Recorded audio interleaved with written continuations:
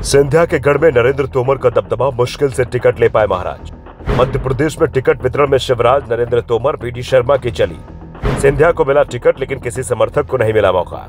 BJP ने अपने उम्मीदवारों की पहली सूची जारी कर दी है। पहली सूची में 195 नाम हैं, जिसमें 24 नाम मध्य प्रदेश से हैं। यूपी के बाद मध्य प्रदेश के सबसे ज्यादा उम्मीदवारों के नाम बीजेपी ने घोषित किए। पहली सूची में बिहार, आंध्र प्रदेश, तमिलनाडु, महाराष्ट्र, कर्नाटक, ओडिशा, पंजाब, हरियाणा जैसे बड़े राज्यों से किसी भी नाम का ऐलान नहीं किया गया है। मध्य प्रदेश के जिन 24 सीटों पर उम्मीदवार उतारे गए हैं, उनमें भी शिवराज सिंह चौहान का दबदबा दिखाई दे रहा है। 24 में से 10 उम्मीदवार शिवराज सिंह चौहान के गुट के हैं। प्रदेश अध्यक्ष बीडी शर्मा, विधानसभा अध्यक्ष नरेंद्र सिंह तोमर के 3-3 समर्थकों को टिकट मिला है, तो संघ की सिफारिश पर 3 नाम तय किए गए हैं। गुना संसदीय सीट से ज्योतिरादित्य सिंधिया को टिकट दिया गया है, लेकिन सिंधिया अपने किसी दूसरे समर्थक को टिकट नहीं दिलवा पाए। ग्वालियर चंबल रीजन, जिसे सिंधिया का गढ़ माना जाता है, वहां लोकसभा की 4 सीटें हैं। मुरैना, भिंड, ग्वालियर और गुना से तो सिंधिया को टिकट मिल गया, लेकिन बाकी की तीनों सीटों से नरेंद्र सिंह तोमर के समर्थकों को टिकट मिला। 4 में से 3 सांसदों के टिकट काट दिए गए। गुना से केपी यादव, जिन्होंने 2019 में सिंधिया को हराया था, इस बार उन्हें टिकट नहीं दिया गया है।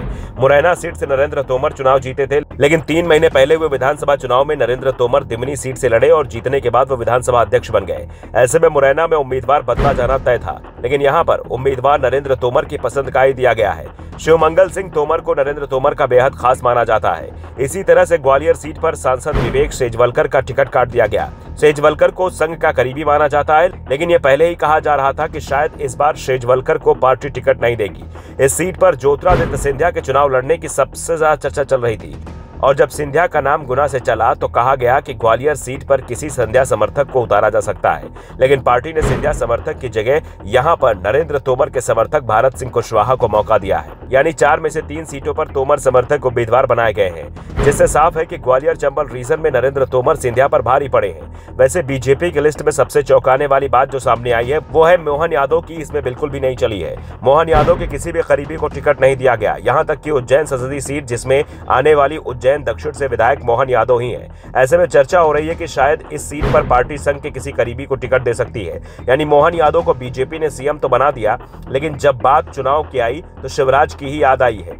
वैसे भी ये कहा जा रहा है कि शिवराज भले ही राज्य के सीएम ना हो, लेकिन संगठन से लेकर जनता के बीच उनकी लोकप्रियता का मुकाबला अभी भी मोहन यादव नहीं कर पा रहे हैं। बीजेपी हाईकमान भी लोकसभा चुनाव को लेकर कोई भी रिस्क लेने को तैयार नहीं है, इसलिए टिकट वितरण में भी मोहन यादव की बिल्कुल भी नहीं चली है।